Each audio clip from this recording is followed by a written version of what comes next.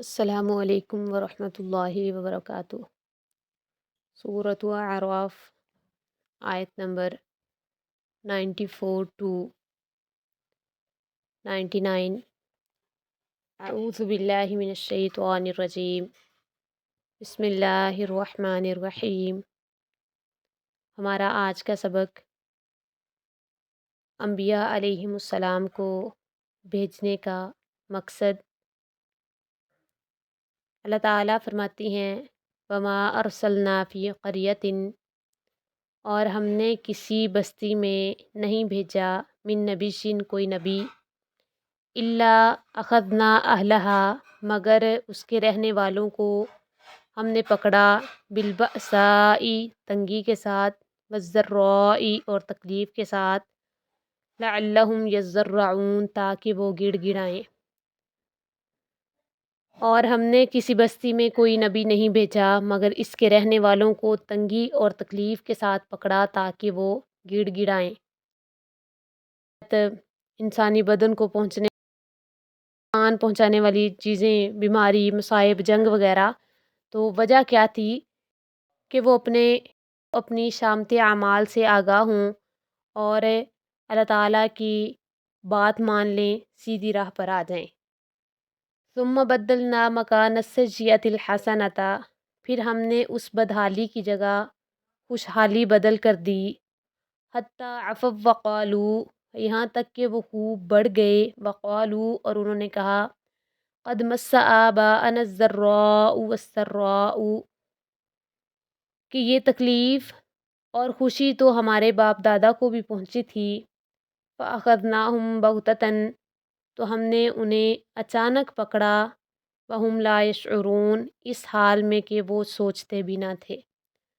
یعنی پہلے قحط سالی اور تنگی تکالیف ان پر آئیں، پھر اس کے بعد اللہ تعالیٰ نے ان کو بدحالی کی جگہ خوشحالی دے دی کہ واپس پلٹنے کا موقع دیا ان کو۔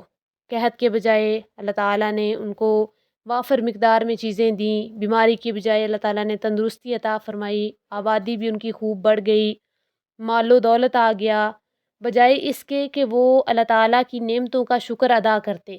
انہوں نے کیا کہا، کہنے لگے کہ یہ تو زمانے کی گردش کی وجہ سے ہے، تو دنیا میں ایسے ہوتا رہتا ہے، کبھی خوشحالی کبھی بدحالی، تو کہنے لگے کہ اس طرح سے ہمارے باپ دادا کو بھی یہ حالات تو پیش آتے رہے ہیں۔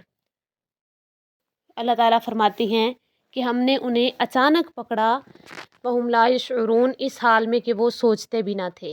وَلَوْ أَنَّ أَهْلَ الْقُرَىٰ، اور اگر واقعی بستیوں والے آمنوا، ایمان لے آتے، واتقوا اور بچ کر چلتے، لَفَتَحْنَا عَلَيْهِمْ، تو ضرور ہم ان پر کھول دیتے، برکات من السماء والارض، آسمان اور زمین سے بہت سی برکتیں، ولیکن کذبوا، اور لیکن انہوں نے جھٹلایا، فاخذناہم بما کانوا یکسبون، تو ہم نے انہیں اس کی وجہ سے پکڑ لیا جو وہ کمایا کرتے تھے۔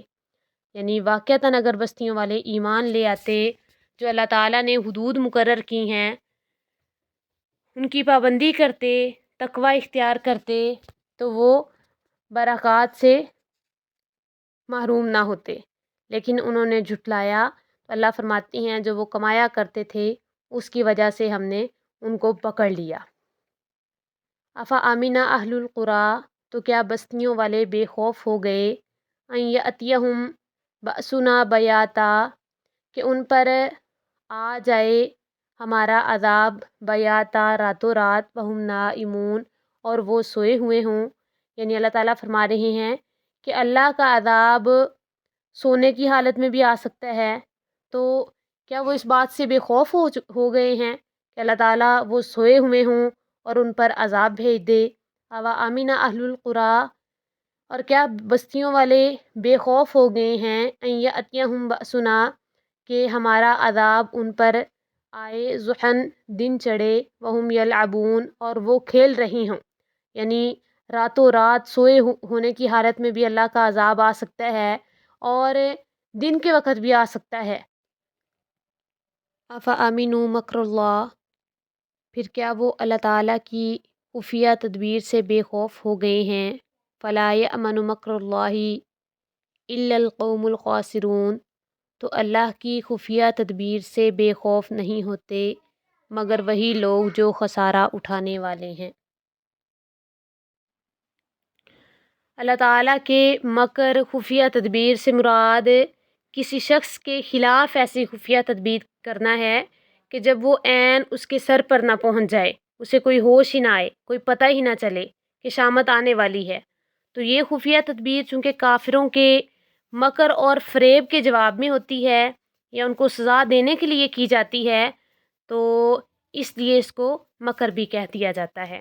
تو اللہ تعالیٰ فرماتی ہیں کہ اللہ تعالیٰ کی خفیہ تدبیر سے بے خوف نہیں ہوتے مگر وہ قوم، وہ لوگ جو خسارہ اٹھانے والے ہیں۔ ھذا ما عندی واللہ اعلم بالصواب۔